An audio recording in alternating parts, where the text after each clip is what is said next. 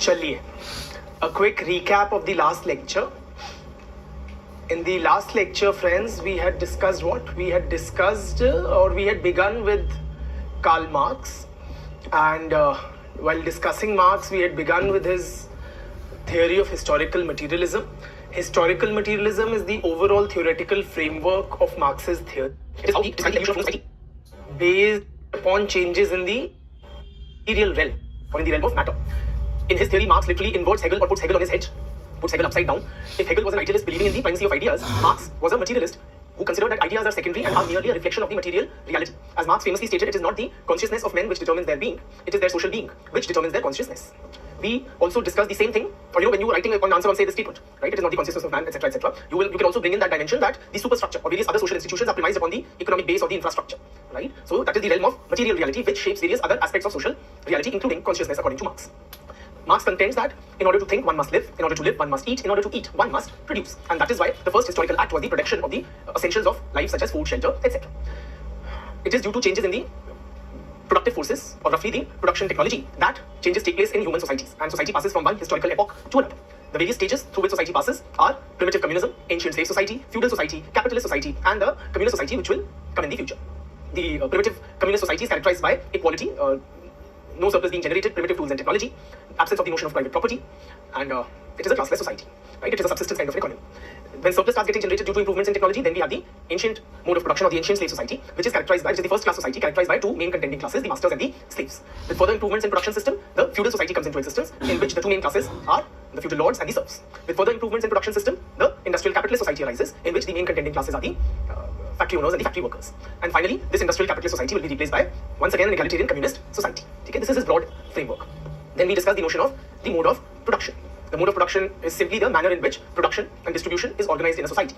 The various modes of production that Marx does talk about are the industrial capitalist mode of production in which we are currently living, or which was also Marx's contemporary times, the feudal mode, the slave mode, etc. Now, the mode of production comprises of certain productive forces or forces of production and relations of production. Productive forces refer to all the inputs which go into the production process, including labor power and the means of production. Or means of production can therefore be defined as all inputs in the production process other than labor power, such as land, capital, raw materials, technology, machinery, etc. Relations of production are the social relationships that men enter into in order to undertake production, right? Now, this economy constitutes the base or the infrastructure upon which arises a superstructure. Superstructure includes the various other social institutions other than economic ones, such as family, religion, education system, political system, legal framework, ideology, etc. Everything else that belongs in the realm of the superstructure. Finally, we discuss the relationship between the infrastructure and the superstructure, that various elements of the superstructure are shaped by the economic base, and secondly, that the various elements of the superstructure have somewhat of a stabilizing effect on the economic base. In other words, they tend to legitimize and justify the prevailing inequalities, the exploitative arrangements in the economy, thereby helping to maintain the status quo. So, this is what we had covered in the last lecture, right? Now, moving ahead. So, we were with the mode of production, right? Which mode of production, can you make an educated guess, was subject to the most detailed investigation by the great Karl Marx? Which mode of production was the area of main investigation by Karl Marx? Of course, it was the capitalist mode of production. So, we will also undertake this exercise. Let us try to appreciate the capitalist mode of production or capitalist society. One of his most famous works is titled Das Kapital. Now, let us try to appreciate how this capitalist system works. The root word, of course, in trying to understand capitalism is capital, right? Capital. What is capital, friends? Let us begin with a layman's understanding and see if we need to modify or improve upon it. Your quick inputs, what is capital? Now, that is the thing. Some of you are suggesting money is capital. Give it a thought. Is all money capital?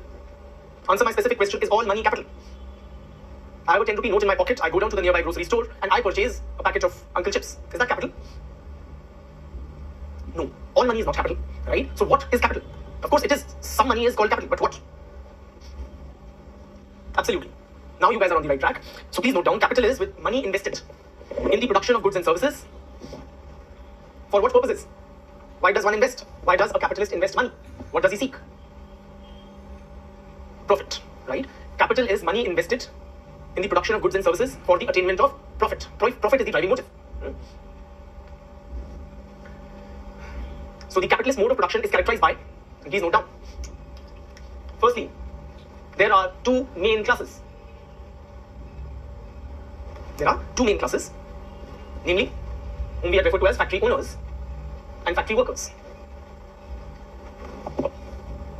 Okay, a slightly better language would be to call them as the capitalist class and the industrial working class.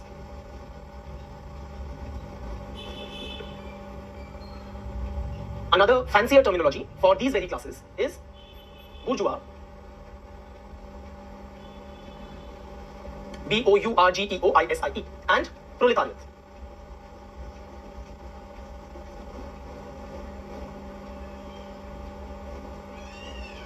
The two main classes in capitalist society are the bourgeois and the proletariat. Bourgeois was the term originally used for the French middle class, if you recollect. That spearheaded the French Revolution. Right? Now, in capitalist society, it is this bourgeois which becomes the dominant class or the haves. So the capitalist class is known as bourgeois, while the term used for the working class in Marxist literature is proletariat. Okay, so these are just simply fancier terms or Marxist terminology for the factory owners and the factory workers. Are you with me till here? Which of these classes are a numerical minority? Tell me, which of these classes are a numerical minority? Is it bourgeois or the proletariat? Just write one or two. One would be bourgeois, two would be proletariat. Absolutely, the bourgeois are a numerical minority, while the proletariat are the numerical majority. Simply put, few people have capital or are capitalist industry owners, factory owners, while the majority of the population belongs to the proletariat or the working class. Okay. So numerically, bourgeois are in a minority, while the proletariat are in a majority. Secondly, what is the nature of the relationship between the two classes? Any guesses? One word guesses. Is it a relationship of cooperation or conflict? So all of you, most of you are suggesting it is a relationship of conflict, which is absolutely correct. Please note down the relationship between the two main classes, or between the haves and the have-nots. Have we used these terms earlier, haves and have-nots, in the previous lecture? Yes, we have. Right? So the relationship between the haves and the have-nots, or the bourgeois and the proletariat, is one of conflict of interest. Please appreciate, friends, there is a fundamental underlying conflict of interest between the two main classes in capitalist society. When I say there is a fundamental conflict of interest, it implies that it is unresolvable, that it is built into the capitalist system. What it means is that one class gains only at the expense of the other. Or if one class gains, the other class necessarily loses. Let us try to appreciate why is there this fundamental conflict of interest. What is the objective, or what is in the interest of the bourgeois? What is his interest? Absolutely, his interest is to maximize his profits. What is the interest of the proletariat, of the worker? His interest is to maximize his wages, right? If the wages increase, what does it mean? What effect will it have on the profit? If the wage increases, it will necessarily eat into the profits of the bourgeois. Simply put, if I am a factory owner and I am giving a greater wage to the worker, then my profit margins will get reduced. And if I want to increase my profits, I would be depressing the wages of the worker. So the class interest of the two main classes in capitalist society are incompatible. One class necessarily gains at the expense of the other. So it is a zero-sum game.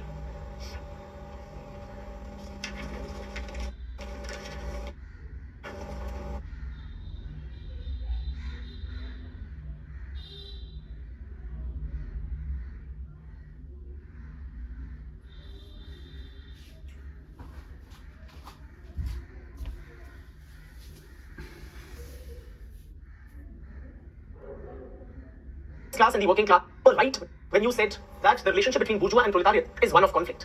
But you were not entirely right. Because this relationship between the capitalist class and the working class is characterized by both cooperation as well as conflict. If the two classes were always at loggerheads with each other, would production be possible? No. So, for the sake of production, the two classes are also cooperating with each other. What is that? I used a phrase that it is a zero-sum game. When I say zero-sum game means that one class gains only at the expense of the other. Say there is 9 units to be shared, 9 rupees to be shared. Okay. Now this can be divided in the form of 2 plus 7. 2 is the profit margin and 7 is paid as wages, or 4 plus whatever 5. Right. So this is a zero-sum game. The total will not increase, so one class gains only at the expense of the other. That is what we mean by zero-sum game. So if you increase the wages, say you make it or you increase the profits to 6, then this falls to 3. This is what we mean. That it is a zero-sum game. Coming back to what I was discussing, that it is not only characterized by conflict, it is also characterized by cooperation. The relationship between the two main classes is also characterized by cooperation. The two classes, please appreciate. Now, let us, the conflict aspect is very much understood. In fact, Marxist theory is termed as a conflict theory. Why? Because it is talking about, it underlines the conflict between the haves and the have-nots. It is well understood. But it is this cooperation element which also needs to be appreciated. The relationship between the two classes is one of interdependence. Both classes depend on each other.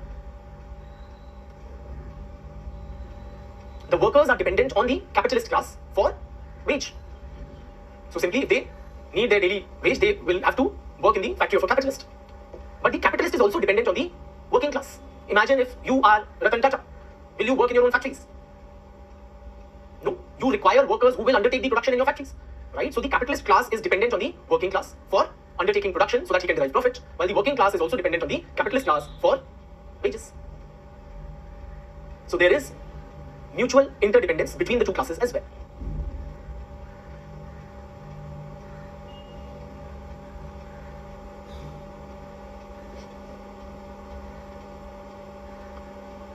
Friends, having understood that it is a relationship of interdependence between the two classes, both are dependent on the other. Now you tell me, is it a relationship of equal dependence? Are both classes equally dependent on each other, or one is more dependent on the other?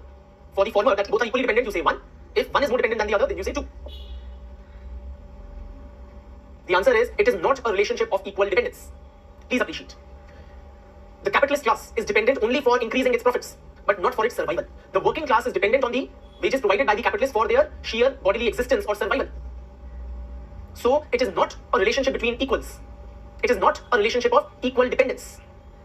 The proletariat is much more heavily dependent on the capitalist class, since its very existence or survival depends on the wages provided by the capitalist. Please appreciate, if you are Ratan Tata and I am a worker in your factory, then if workers stop coming tomorrow, what will happen? My profits will decrease, they may stop, etc. My whole life is not dependent on it. For the workers, on the other hand, their very existence in this world is premised upon receiving wage from the capitalist. So workers are dependent on the proletariat for livelihood.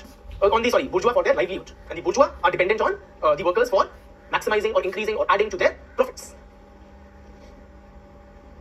So it is not a symmetrical relationship, or it is not characterized by reciprocity.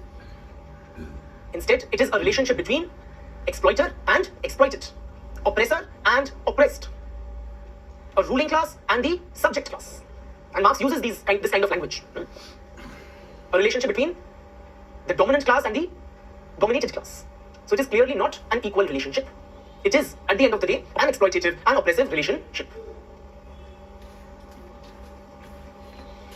And which class is in an advantageous position in this relationship? Of course, it is the ruling class or the bourgeois. The bourgeois or the ruling class gain at the expense of the subject or the ruled class. That is the proletariat.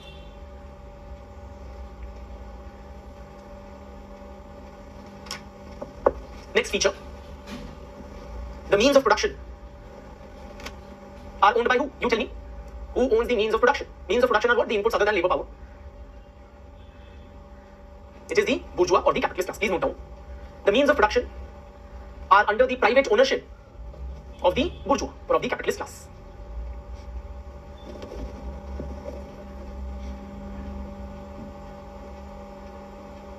Next point. Who controls various aspects of the production process? Tell me. Who decides what is to be produced? How much quantity? Say we are manufacturing shirts. Who will take the decision? Is it the worker or the bourgeois? So all these decisions regarding the technology to be employed, what various aspects of the product, how much quantity, what kind of inputs or raw materials will be used, what color shirts will be produced, everything will be decided by the factory owner or the capitalist. Having said that, so please write down. Okay, first you write down. All aspects of production are controlled by the bourgeois or decided by the capitalist class. Now tell me, friends, is that a fair assessment to make, or is that a complete understanding? Is the bourgeois, does he manufacture any which color that he wants? So if I'm the bourgeois, will I decide to manufacture golden shirts tomorrow? Because golden is my favorite color? No. Bourgeois makes those decisions in accordance with what? Absolutely, you guys have it right. The demand of the market. Right? So please note down. All aspects of production are controlled and decisions taken by the members of the capitalist class, in tune with the needs of the market. In tune with the needs of the market.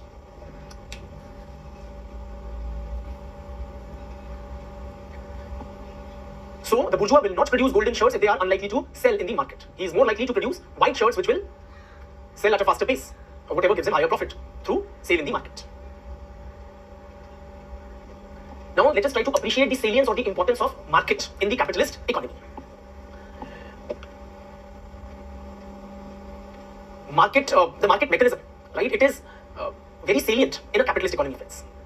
Let us try to appreciate the rationale or the logic of the market forces. Okay, market is the principal mode of exchange in a capitalist economy. It is the principal mode of exchange in a capitalist economy. The essence of the capitalist economic system or capitalist exchange is this. This is how capitalism, very simply put, works. Here M denotes money and C stands for commodities. So the bourgeois, he would invest a certain amount of money, M, for the production of goods, say C quantity, right? Why does he produce goods? Whatever he is producing, whether shirts or cars or aeroplanes or pencils. This is the essence of the capitalist exchange system, friends. M dash cycle, where M stands for money, C stands for commodity. The idea is to move from money to money through the production and sale of commodity. So the bourgeois invests a certain amount of money in the enterprise so that he can produce commodities or goods, and then he sells them to acquire what? To acquire money. And what is the driving motive? What is the relationship between M dash and M? How should this be? So that M dash is more than M. Simply put, the idea is to invest money in a business enterprise, in a venture, in a factory, to produce goods so that you can sell those goods in the market, so that one ends up with more money than one began with. This is how the capitalist exchange works. And market is the principal mode of exchange.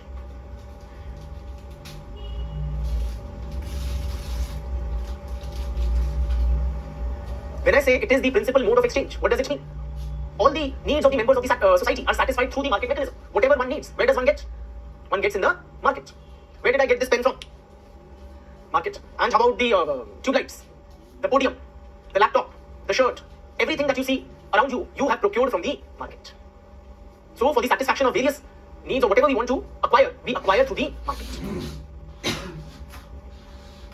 Right? So market is the principal mode of exchange. Can you think of any non-market exchange mechanism? Those were more prevalent in pre-capitalist societies. For example, gifts. In a lot of African tribes, there would be gift giving, mutual gift giving between tribes. That is how they would acquire. So if one group is producing rice, the other is producing whatever, and not necessarily barter in the market, but it could be gifting. In market, there is this kind of orientation towards benefit maximization for the self. In pre-market exchanges, those were absent. Or it could be plundering and loot, as the pirates would do in olden times. Anyway, so in the capitalist economy, it is the market mechanism which is the principal medium of exchange. Please appreciate almost the whole of production which is undertaken in and keep writing. Okay, the whole of production undertaken in a capitalist economy is for what purpose? What do you do? If I am growing wheat, what am I growing it for? If you are manufacturing shoes, you are Nike. Why are you growing them? It is all for sale in the market. Please appreciate, in pre-capitalist societies, a fair share of the produce was also meant for self-consumption. So if I were growing rice in a pre-capitalist economy, then one aspect or important need it satisfied was to meet the hunger needs or the food requirements of me, my family, the landlord, his family, and so on. But in a capitalist economy, almost all that is produced is for sale in the market. In this market-centric economy, please appreciate, friends, everything, each and everything is assigned a monetary value. Each and everything is assigned a monetary value or a money value. From the smallest of the things to the biggest, from the tangible to the intangible. Everything is assigned a monetary value in this market economy. So what is the monetary value of a whiteboard pen? Give me a rough figure, 20, 30 bucks possibly, right? 40 bucks, 50 rupees maybe. Okay, whatever it is. What is the monetary value of a piece of paper? Okay, say A4 bundle, you get it for 200 bucks or something. What is the monetary value of a laptop? Ranging from 20,000 to 50,000 to lakh, right? The monetary value of a table, a podium, everything has a price, simply put. From the to an aeroplane, everything has a monetary value which is assigned to it. Even the seeming intangibles. Can you buy, is there a monetary value assigned to an exhilarating experience? Yes, you can do bungee jumping for 3,000 rupees or whatever. Is there a monetary value assigned to soul-stirring, emotion-laden musical performance? Yes, there is. So if you want to attend a Sunita Chauhan, whatever her name is, Suniti Chauhan concert, it will cost you X rupees. Or if you want it in CD form, it will cost you Y rupees. Is there a monetary value assigned to knowledge? Absolutely. So if you want to purchase a Harlambos and Allborn, it will cost you X rupees. If you want knowledge in the form of a course, it will cost you 47,000 rupees an option. Each and everything has a monetary value. Okay, that is the nature of this market-centric, market-driven capitalist economy. Simply put, sab kuch bikta hai. Everything is up for sale, as it were. Right? What about labor power? What about labor power? How is that input provided in the capitalist, in the production system?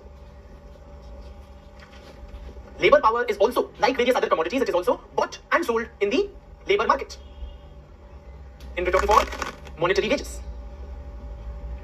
Say in Delhi, one may argue labor is available at rupees 600 per day or 800 per day, or 10,000 rupees per month, whatever that is.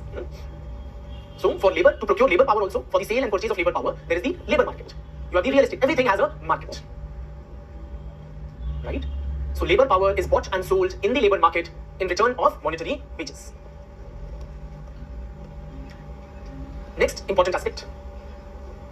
Labor is formally free. Labor is formally free in capitalist society. And this is a very important aspect of the capitalist mode of production. Please appreciate. In pre-capitalist modes, the have-nots, they were not free. The slaves were not physically free. They did not own their own bodies, and they were considered as the private property of the masters in the slave society.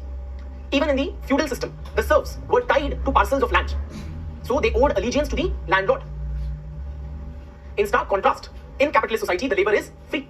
Say, if I am working in the factory of a Tata, do I have the option of not working with Tata? Or must I always work with Tata? So Tata may be 1,000 and 100,000 times richer than I am, but I still retain my freedom as a worker in a Tata factory to tomorrow to call it quits. So I can go tomorrow, submit my resignation to my current employer Tata's and join another factory. So if I feel Tata is not giving me my worth due, whatever is due, I will go and join another factory. So the labor is free. But we use a caveat here. We say the labor is formally free. Why do we say that? Because, friends, please appreciate. Do I have the freedom to not submit to capitalist authority as a worker? If I'm a working class, a member of the proletariat, can I choose to not submit to capitalist authority? I cannot. I must submit to the authority of one capitalist or the other. If I'm not working for the Tatas, I'll work for the Birlas, or I'll work for the Goenkas, or this or that. Why? Because my very existence, my subsistence is dependent on the wages provided by the capitalist as a class. So I may be free from an individual capitalist, but I'm not free from the capitalist class as a whole. For the sake of the continued existence of me and my dependents, I must provide my labor to the members of the capitalist class and earn a monetary wage.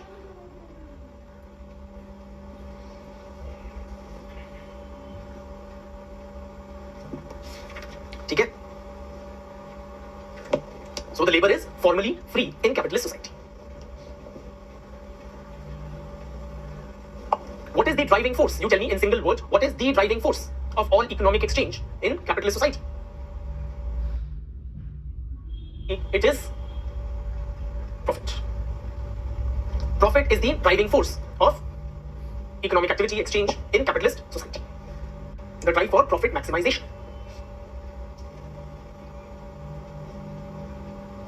What is profit? Let us try to appreciate. And let us try to first understand with the use of an example. So let us go back to the shirt that one has purchased from the market. So this shirt has been purchased for rupees. The sale price was, say, rupees 1,000. Okay. The customer has paid rupees 1,000 for this shirt.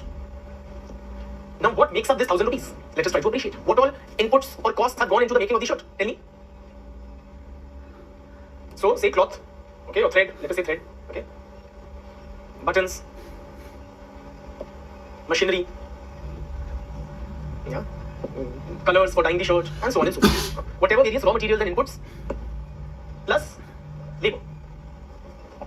Right, so say the threads that were used in the production of this shirt were for 200 rupees, the buttons were for 50 rupees, machinery, you take the overhead cost and you divide amongst all the units produced somehow, right, depreciation, etc. So say another 150 rupees, colors, say 50 rupees and so on. So the total input cost is how much? 200, 400, 450 rupees plus labor power.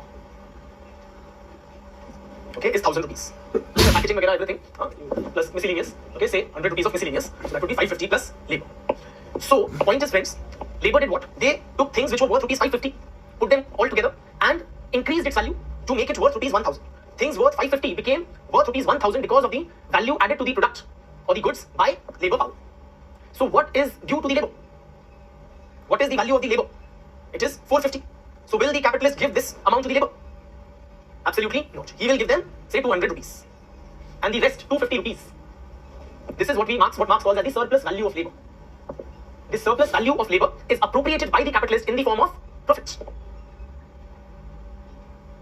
The total value added by labor in this example was rupees 450, but instead of paying what is its due, the capitalist will only pay to the labor a part of it, a portion of it, and he will keep the rest for himself in the form of profit. So profit is, please note down, the surplus value of labor which is appropriated by the capitalist. In other words, the surplus value of labor is appropriated by the capitalist in the form of profit. And Marx is very categorical, friends. He is very clear in his economic theory and he says capital produces nothing. Please note down, capital produces nothing. Labor produces everything. So any value which is created is due to the expenditure of labor by the laborers. So from a Marxist perspective, profit is what? Profit is theft. It is theft. It is what rightly belongs to the working class, which has been pocketed by the capitalist. And it is this profit which is the driving force in a capitalist economy.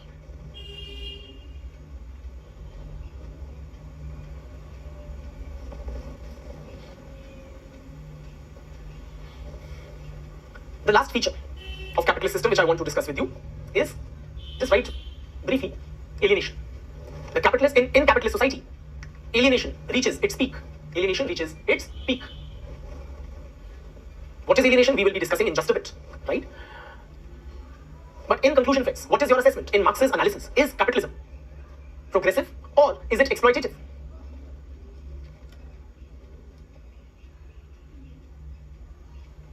It is both. It is clearly one of the most exploitative economic arrangements, or one of the most exploitative modes of production, where the workers are very highly alienated, and there is a kind of irreconcilable conflict of interest between the haves and have-nots. He compares capitalists to blood-sucking vampires who are living off profiteering, pocketing what really is the product of the hard labor of the proletariat. So it is clearly an exploitative system, a very, very exploitative system. Yet, it is also highly progressive. Marx is quite appreciative of capitalist system. For what? Which aspects are worth appreciation? For the immense increase in productive capacity that it has brought about. Marx wrote glowingly almost that in less than 2 centuries, the capitalist system has generated so much wealth, has immensely contributed to increase human productivity, or in developing the production technology, the productive forces, more than what has been achieved in all the previous historical epochs combined. So all preceding eras of human history on one side and capitalism on another, and capitalism clearly trumps the others in terms of its contribution to enhancing the productive forces or the technology of production. In that sense, the capitalist system is revolutionary. It has brought about a sea change. And Marx is not unaware of the marvels that our ancestors of the humanity as a collectivity have produced. He says, you know, what modern capitalism has produced is greater than, say, the pyramids of Egypt or the Great Wall of China, right? Or simply because of the sheer enhanced productivity and the quantum of production. The marvels, the technological marvels, the increase in the productive capacity brought about by capitalism surpasses all previous epochs combined. Okay? So that is his view of the capitalist system. Moving on to what is also the next topic in our UPSC syllabus, alienation.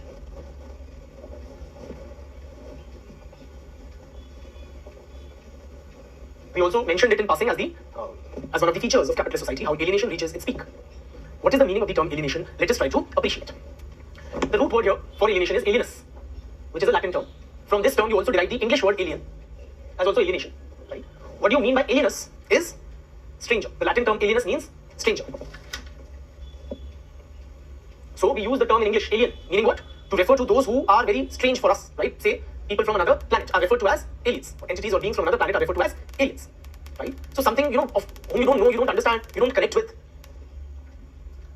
they are referred to as aliens, right? Or even in law, we have these terminologies. Citizens, people are classified as citizens and aliens. So one's own people belonging to the same nationality one knows, is familiar with, but those from outside the country are referred to as aliens, right? So it literally means stranger. Alienation means what? Again, it is a process of estrangement or becoming a stranger. To see, very roughly put, okay, let me first explain it in crude terms, simple terms, simplest of terms. Alienation means what? That the workers in capitalist society do not feel satisfied with their work. They do not enjoy their work. Work seems to be a burden rather than a creative activity. Rather than being a source of happiness, work becomes a daily chore. That is what we mean by alienation. If I were to explain it in Hindi, if you permit me just a bit, I would say, kaam mein dil na lagna. Okay? One simply doesn't feel at home while working. You don't feel a connection with your work. Forget the theory part. Have you experienced alienation? My question goes out to particularly those who have any work experience. Have you experienced alienation? Dissatisfied at work? Feeling that this is not what I want to do? And possibly that is one of the important reasons why you have landed up preparing for civil services. All engineers in the house, they have this very, it is a felt thing. It is not just a theoretical concept. Right? So you are coding on the computer and you get that feeling that is this really something that I was born for? Is that what I am supposed to be doing with my life? That feeling was alienation. So Marx contends that the worker is in capitalist society is unable to establish a connect with his work. He is unable to find satisfaction in his work, right? To better appreciate Marx's concept of alienation, let us appreciate Marx's, his analysis or his assessment of work. To begin with, in Marxist theory, friends, work is it good or bad? If I were to ask you a rough and ready question, work in Marxist writings is potentially, Marx writes, work is potentially the most satisfying human activity. The most satisfying human activity.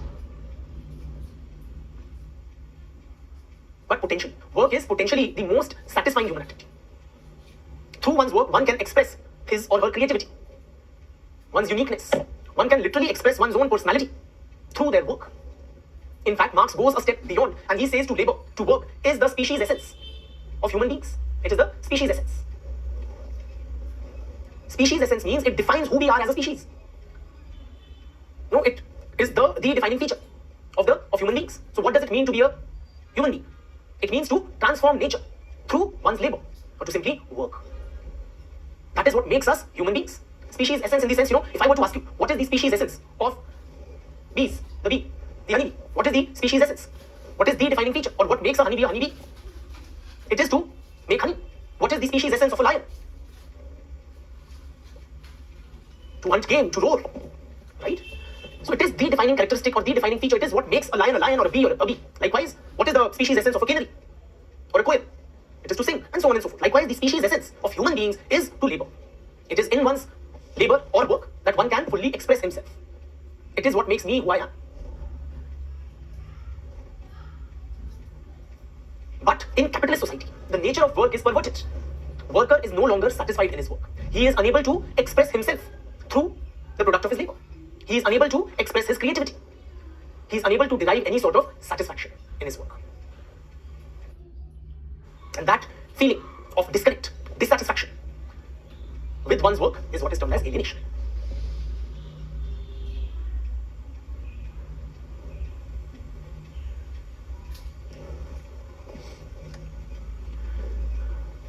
Friends, what about those who do feel happiness at work or who do feel satisfied with their work? Are they alienated or not? Anybody here who actually enjoyed the work they did? Or you may have known colleagues who were pretty satisfied and happy. Were they alienated or not? They were also alienated. That is the beauty of Marxist theory. Please appreciate. Alienation is not a subjective disposition of the worker. It is not that a worker is, feeling happy or not feeling happy. It is an objective condition of the capitalist system itself. It is not a subjective predisposition of the worker. So alienation is built into the capitalist system. Simply the worker may not be aware that he is alienated. And I'll explain how in great detail. He has some false sense of satisfaction with the work if your colleague is happy. Okay? It's like that very famous, it comes in memes and all. There's this dialogue from Rodi's, I think, right? Where they say, "Tujhe pata nahi hai, but tu hai." So Marx is like that Rodi's judge, right? So the members of the proletariat, they may have this, what Marx terms as false class consciousness. They may not be aware that they are alienated, but in reality, the objective conditions of capitalist society are such that they are alienated. Whether they are aware of it or not is another matter.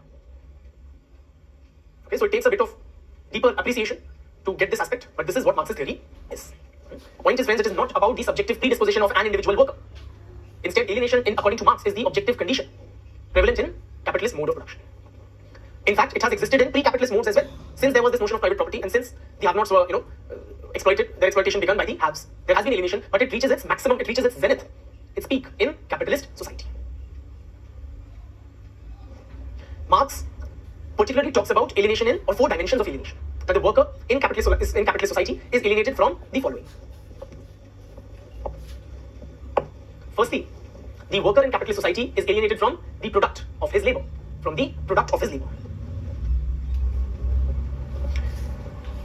Though the worker is the creator of the product, yet he does not feel that it is he who has created it.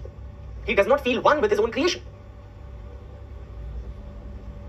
Why? Why is that? Why does the worker not able to establish that connection with something which he himself has created?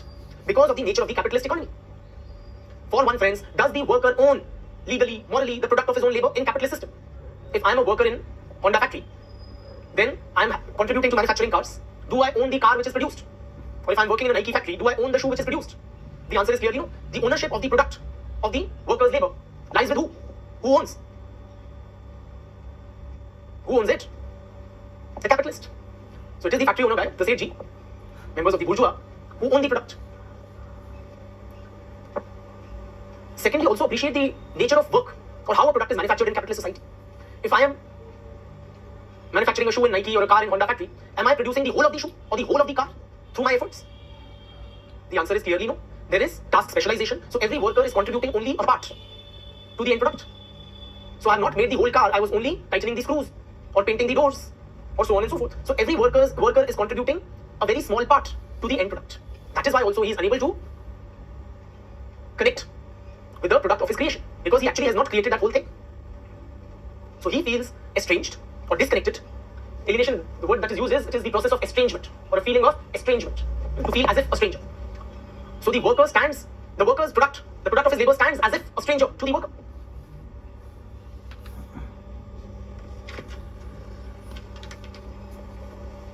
Secondly, friends, the worker is also alienated from the process of production.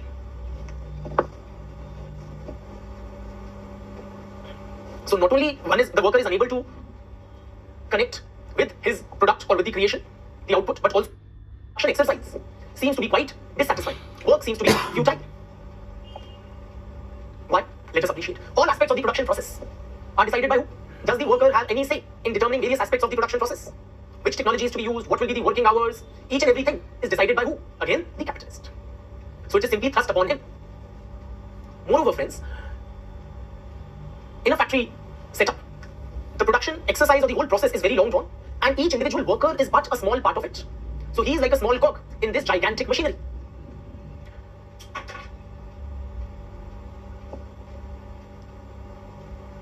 In an industrial setup, it is the inanimate objects or the machines which dominate the production process. And the individual worker, the human being, he literally becomes an appendage to the machine. So his bodily movements, his break timings, everything is timed to the working of the machinery. He is as if a small piece of that gigantic machinery. So various aspects of the production process are controlled, determined by the capitalist and thrust upon the worker. So the worker is simply told how he has to undertake production. Secondly, given that production is heavily mechanized, it is the machinery which is at the center of the production system, while the worker is reduced to being an appendage to the whole process, to the machinery. Therefore, the worker does not get a feeling that it's a task well done. You know, some sort of that innate satisfaction that one derives when one completes a difficult or a challenging assignment, that is missing.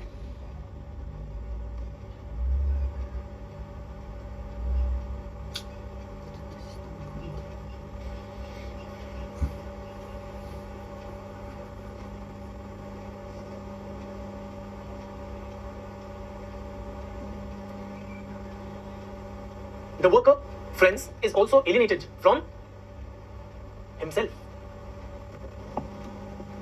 He is also alienated from his own self. Please appreciate why. According to Marx, an individual derives an innate sense of satisfaction in the task of potential. Through one's labor, one is able to express his own creativity, his individual personality. Say, for example, if I were to make a beautiful pot, okay, I'm a potter, and I make a beautiful vase or a pot. And I feel this very intrinsic, innate sense of satisfaction that that product bears an undeniable stamp of me. It is a unique product which I have created. It is like no other, right? And this bears that complete stamp of my personality as an individual. So when I see that product and see that wonderful creation, when I appreciate it, I derive that sense of having expressed myself. It is not merely an external object. It is an expression of the personality of its creator.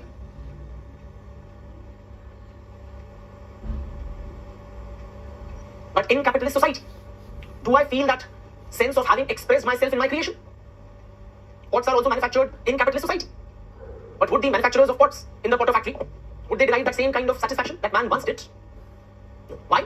Because now the pot is not being produced as an expression of my individuality, my creativity or my personality.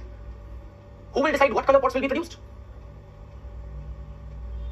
The capitalist, in tune with the demands of the market. So if the market will prefer brown pots, then I'll be compelled to manufacture brown pots. To bring down costs, we will be manufacturing, or the capitalist will dictate to us to manufacture them in the easiest, fastest possible manner, with the least inputs, least wastage, leaving no time for human creativity or expression of one's individuality. It is a mass-produced item, so each like the other. Moreover, as an individual worker, I am not creating the whole product. So one guy is like setting the, okay? The other is going to paint it, the third is going to dry it, or heat it, and so on and so forth. Since now I have become disconnected from the product of my labor, I am unable to express my individuality, my creativity, my personality in the product of my labor. Therefore, I am also alienated from my own self. Earlier, I was able to express myself through my product. Now, that product no more belongs to me. It stands as if a stranger. Therefore, I'm unable to express my own self. So the worker gets alienated from himself also. Have you guys felt alienated from your true selves? Especially all those coders and engineers? That who am I really?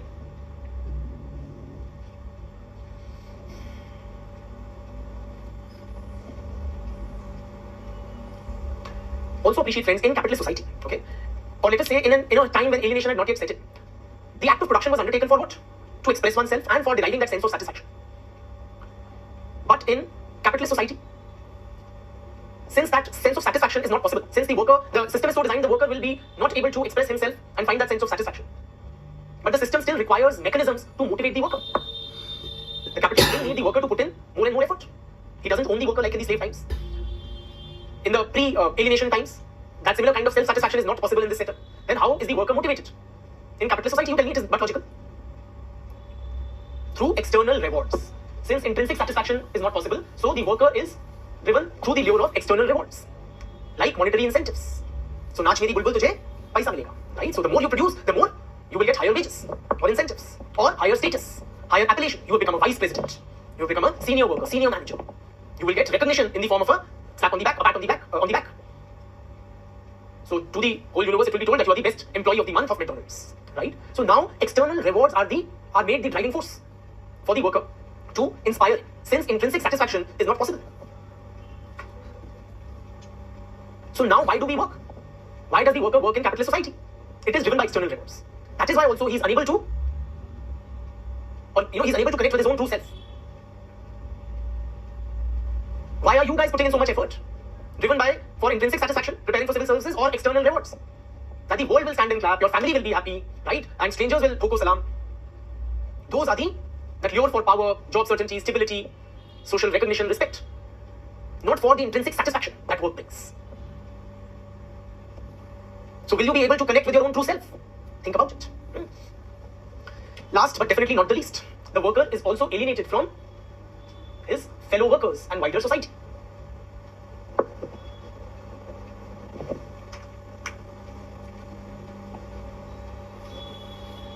You know, when you're talking about alienation from oneself, please appreciate how you may have come across it, felt it, seen it, experienced it. For example, I'll just come to the fellow workers in a bit. I'm just adding to being alienated from oneself. When you are at work, Marx writes graphically that when he's at work, he does not feel at home.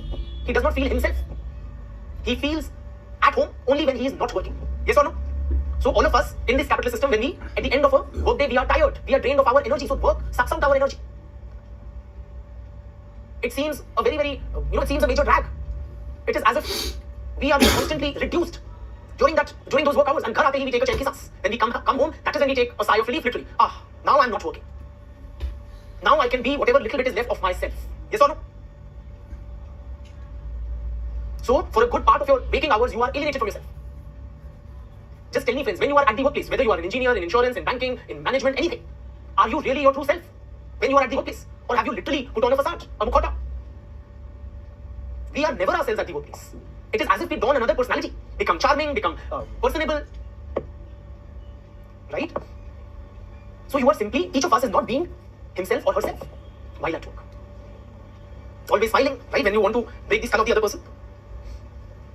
So man feels as if he is in a strange place while working.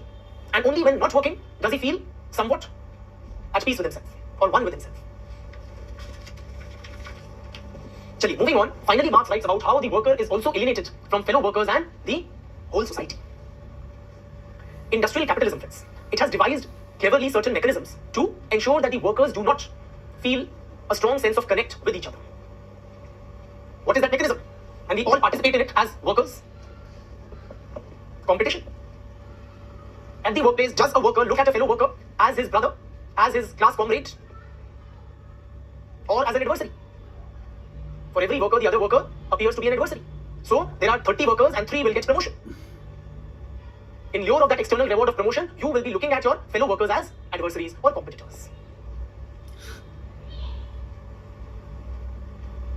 That is why those of you who have been in a workplace, have you experienced that lovely phenomena called office politics? Each worker trying to pull down the other, using meaty churi, so using sweet words possibly, but each is trying to prove how the other is worse off than I am, or how my capabilities are superior to the other person's. those of you who are claiming to be a victim of office politics, it is very likely you are equally a participant in it. So the capitalist class have a vested interest in weakening working class solidarity, that feeling of oneness, unity, bhaichara, brotherhood amongst the workers. So competition is encouraged. Also appreciate the nature of work in capitalist society, especially when Marx was writing in those early years. There was this factory system of production where workers were mainly, for much of the workday, they were facing a monstrous machine. So each worker would be stationed on his own workstation, doing his own task. So there was this kind of a social isolation, even though numerous people are engaged in the work process.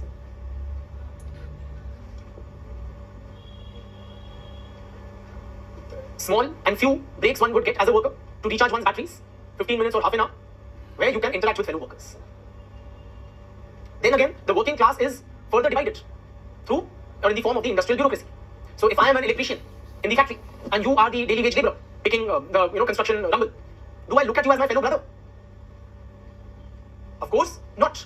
I look down upon you, that I am a skilled worker. You are an unskilled laborer, right? I get 12,000 rupees a month and you are worth only 8,000 rupees a month. So I am your superior. So the working class is divided into skilled workers, semi-skilled workers, unskilled workers. And on top of that, you have the industrial whole bureaucracy. So does the shop floor in charge or the supervisor, does he feel one with the workers? What is his primary job? His primary job is to scold the workers and get work done from them. What is the task of the manager? It is to scold the supervisors and get work done from them. What is the work of the general manager? To scold the managers and get work done from them. So the working class is divided into different unequal positions so that they don't develop that feeling of being one. Yes or no? Not only is the worker unable to connect with fellow workers, but even with the whole of society. The capitalist system leaves us with little time to nurture social relationships. Moreover, friends, please appreciate in this system, all human needs are satisfied through the which mechanism? What mechanism is used for the satisfaction of it? If I need something, where do I get it from? It is the market mechanism. Everything is assigned a monetary value. Yes or not? To give you a very personal example, I am told by my wife numerous times that why don't you teach your own daughters? You are a teacher, right? One of my daughters is in 5th, the other is like yet to enter nursery. So she says that please, why don't you teach your daughters? And I really don't. Why?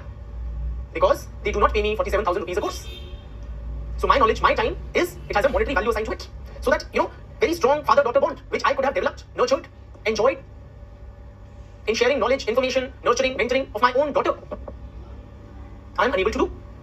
Why? Because I am also like all other members of the capitalist society driven by external rewards. So I am also alienated from my own family. So, and the calculation that goes is, okay, my time is worth X amount, right? So for my daughter, why don't you instead engage another online teacher whom we can pay X and she will nurture my. So we also go to the market mechanism to procure knowledge, information, mentoring for the teacher's own daughter. Consequently, one is also alienated from the society. Okay? In pre-alienation times, please appreciate, when the worker produces a product, not only is he able to express his own creativity and personality in that product, he is also able to affirm his bonds with his fellow human beings. For example, if in pre-capitalist, pre-alienation times, when I create that beautiful pot and feel that it is distinctly bears the stamp of my personality, I am deriving innate satisfaction from it. You are a fellow human being, a fellow member of the society, you are passing by, and you say, Pranay, wow, what a wonderful, what you have created. What do? I hand it to you. That dear friend, fellow human being, take this product and use it to satiate your thirst. And then you give me a double cheers. You're like, wow, Pranay, thank you for the wonderful gift. I have doubly affirmed our bond as as human beings or as fellow workers. So I am able to reaffirm my bonds with the fellow human beings through the product of my labor. But in capitalist society, if you say, sir, wow, you teach so wonderfully, but I don't have the fee to pay, what will happen? Will I share the product of my labor with you and reaffirm our bond as human beings? You will be told, beta, pehle jama karo aur phir padhai karo. So point is, friends, we are all driven by external rewards and not seeking satisfaction, not seeking a reaffirmation of our bonds as human beings. We do not see each other as human beings, rather as, so for you, I'm possibly a cost center or an expenditure in your account books, and for me, you are a source of revenue. So, all in all, friends, worker is fully alienated from various aspects, from the product of his labor, from the process of production, from himself, and also his fellow workers and society. This is Marx's theory of alienation. Before we take a break, a pertinent point. What about the bourgeois? They are, of course, a privileged lot, no doubt. But are they alienated in a capitalist society? Please, now my question goes specifically to those who belong to the bourgeois, right? To the capitalist class, the moneyed, amongst the student fraternity. Do you also feel alienated? Oh yes, we also do. But why? You are lording over the system. Apparently, you are in a position of privilege. then why, and you're right, the bourgeois does also experience alienation. That is the nature of the goddamn system. What is preventing them from realizing their full potential, from finding that expression of oneself, one's creativity?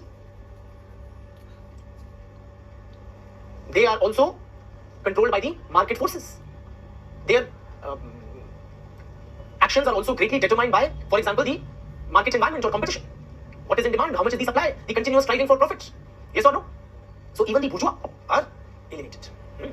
So many students, relatives, people in various fields of life, I know personally, and I'm sure you also do, who come from business families and rich backgrounds, and the son doesn't want to inherit the father's business. He's like, "Mujhe nahi baithna hai gaddi pe, on the shop. I don't want to manage the shop. I don't want to become the shopkeeper. So what if I'm making a couple of comfortable lakhs from there?" One student is giving the example of Rahul Gandhi, and we will leave it at that. So we take now a well-deserved break, after which we continue.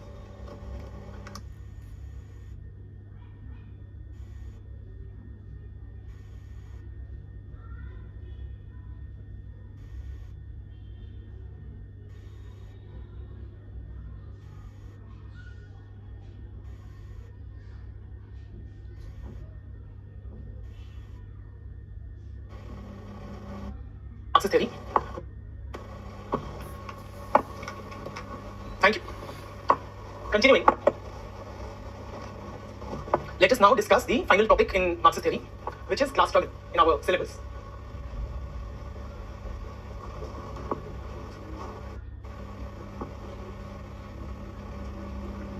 So, please write a sentence. Okay, we begin with the Marxist dictum on this particular aspect. The history of all hitherto existing societies, the history of all hitherto existing societies is the history of class struggle. I repeat, the history of all hitherto existing societies is the history of class struggle. Said who? The great Karl Marx. Right. Now, one question that has been put forth is that whether this concept of alienation is restricted to workers and capitalists, or does it apply in other aspects also, apart from, say, production, etc. You tell me. Let me throw the question back at you. As students, have you experienced alienation from education? And there is the answer. It is an overwhelming yes. Right? So yes, the concept of alienation does have broader application, and we will as we proceed. So all of us have experienced that alienation from the education system, right? Wondering often, why are we studying what we are studying? What will I do with Fibonacci series in my life, or this difficult calculus, or D flip-flop, or this or that? Again, the education system, or what we study, when we study, nothing is controlled by us, the student. We are made to slog it out, told by authority figures, teachers, school administrators, parents, that this is the information, knowledge, education, now you gulp it down. Yes or no? So alienation, yes, of course, has a broader application. Now coming to class struggle, the history of all hitherto existing societies is the history of class struggle. The word hitherto literally means till now, okay, whichever have existed till now. So what the sentence means is the history of all societies which have existed till now is the history of class struggle. In other words, friends, according to Marx, society changes from one historical type to another through the medium of a class struggle. A new society arises and the old one collapses, mediated by a class struggle between two contending classes. The driving force of social change is technological improvements. And as technology improves, there comes a particular point in human history where a class struggle ensues between the contending classes. And that is what results to the demolition of the old order and its replacement by a new social order or a new mode of production. How that historical class struggle unfolds, let us try to appreciate. So how society has changed from primitive communism to ancient slave society to feudal society to what you call capitalist society to will change to communist society. Right? Let us take this transformation which has already taken place and then we will see what will happen. How society changed from feudal to capitalist in Marxist literature, please appreciate. There are two main classes here, the feudal lords and the serfs, the haves and the have-nots. Their relationship is one of mutual dependence and conflict. It is also an exploitative relationship between an oppressor and oppressed. Their interests are mutually incompatible. Therefore, in any historical epoch, which is characterized by inequality or classes, there is an ever-present tension in the social relationships. The two main classes in every historical epoch are always in a situation of conflict with each other. That conflict sometimes may erupt, sometimes it may be hidden, but it is forever present. Then what happens? Over a period of time, within this feudal society, what happens? Emerges another class. Who emerges? Yes, what in French were called the bourgeois. So the early capitalists, they emerge as a class within the framework of broadly the old feudal order. So as technology progresses, please appreciate this change from feudalism to capitalism is not abrupt, but it is somewhat iterative. Technology, it wasn't that till one particular day, 16th of December in 1557, the economy was feudal agrarian, and on the 16th of December it became industrial capitalist. Does change take place like that? No. So change is somewhat iterative and gradual. So production technology keeps on improving within a broadly feudal framework. Capitalist type production system starts emerging when the broader society is feudal. So when most people are engaged in agrarian activities and feudal relationships, lord, serf, or vassal and serf, in that kind of a feudal framework, some people begin trading. Okay, or what emerges is what is called merchant capitalism or mercantilism.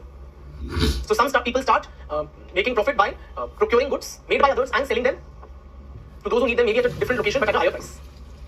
So through such kind of activities of the merchants or the early capitalists, a capitalist type system starts developing within a broadly feudal society. Please appreciate this is very salient, very important. That capitalist system does not emerge suddenly in a vacuum, right? Capitalist type production system starts emerging within a broadly feudal framework.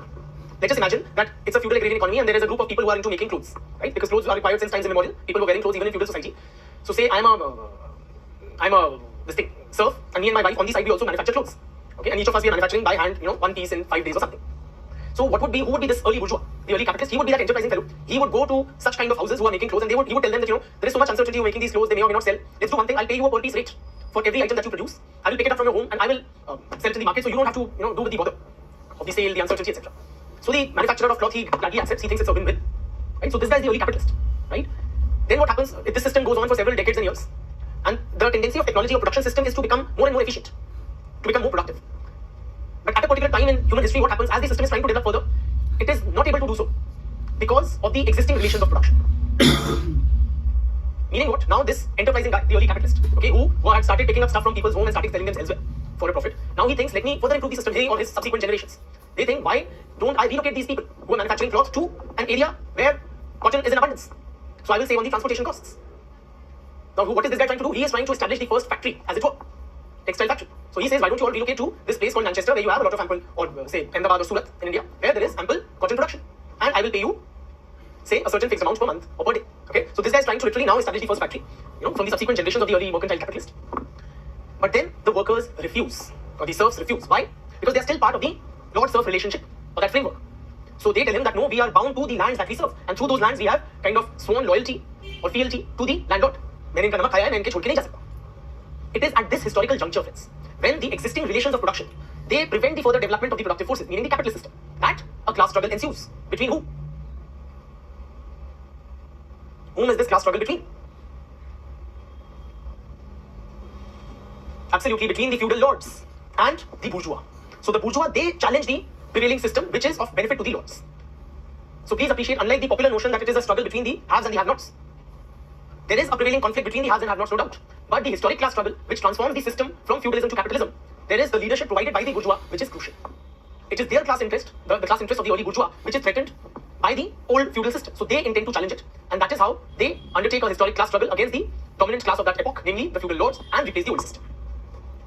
Right? So the class struggle is between two minorities. One is the entrenched minority of the previous era. The other is a rising minority who will become dominant in the subsequent historical epoch. Okay?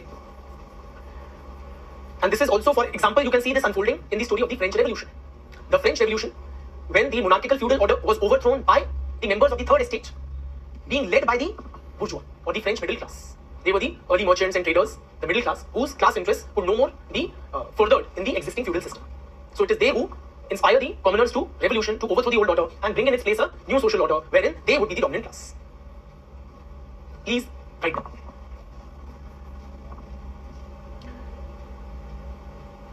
There is a continuous and ever-present conflict of interest. Give the heading transformation from feudalism to capitalism. Okay. There is a continuous, ever-present conflict of interest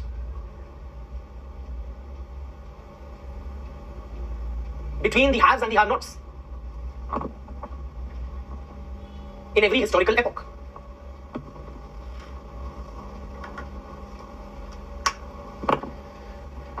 Full stop. In feudal society, the lords and the serfs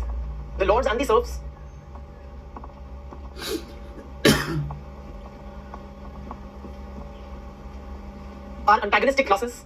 Are antagonistic means opposite or kind of against each other. Are antagonistic classes engaged in class struggle, which is sometimes overt and sometimes covert. sometimes overt and sometimes covert. Overt means, I think, visible, and covert means hidden. Am I correct? Anybody with better English? Yeah. So overt means visible and covert means hidden. So sometimes this struggle, this conflict, this steering between them, sometimes it is above the surface, sometimes it is, but it is always there, that continuous tension. Next, new productive forces.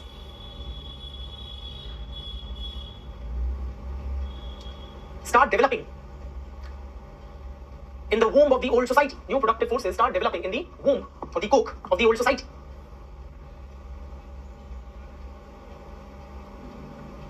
Full stop. Thus, capitalist technology starts taking shape within the framework of a broadly feudal society. Within the framework of a broadly feudal society.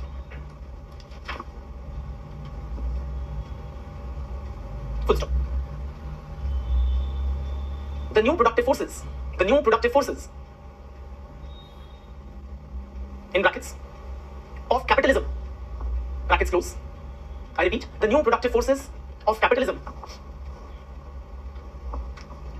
continue to improve and develop further.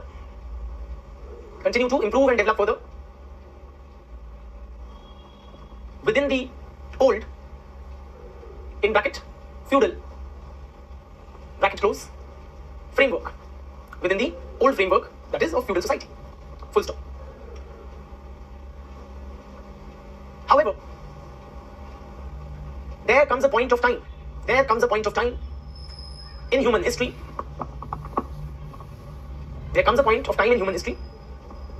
When new productive forces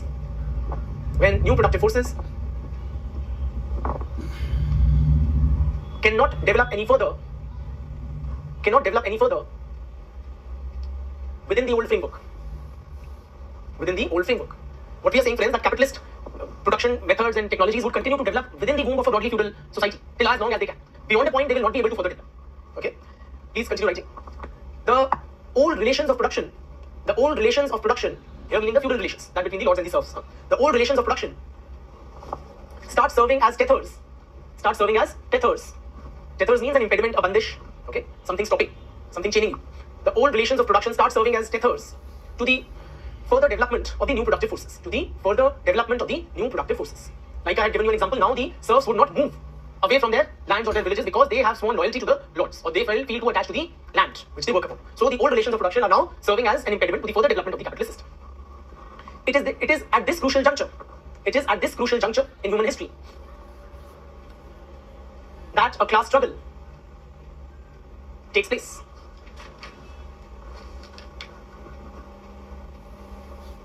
Full stop. The members of a rising class, meaning in this case the early bourgeois, the early capitalists or the bourgeois, challenge the dominance of the entrenched minority, meaning the feudal lords. Members of a rising class challenge the dominance of the entrenched minority.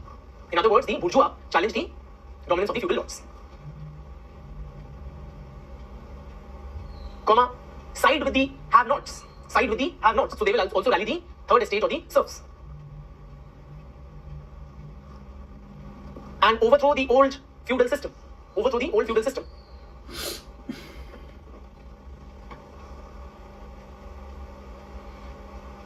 Replacing it with the new capitalist society.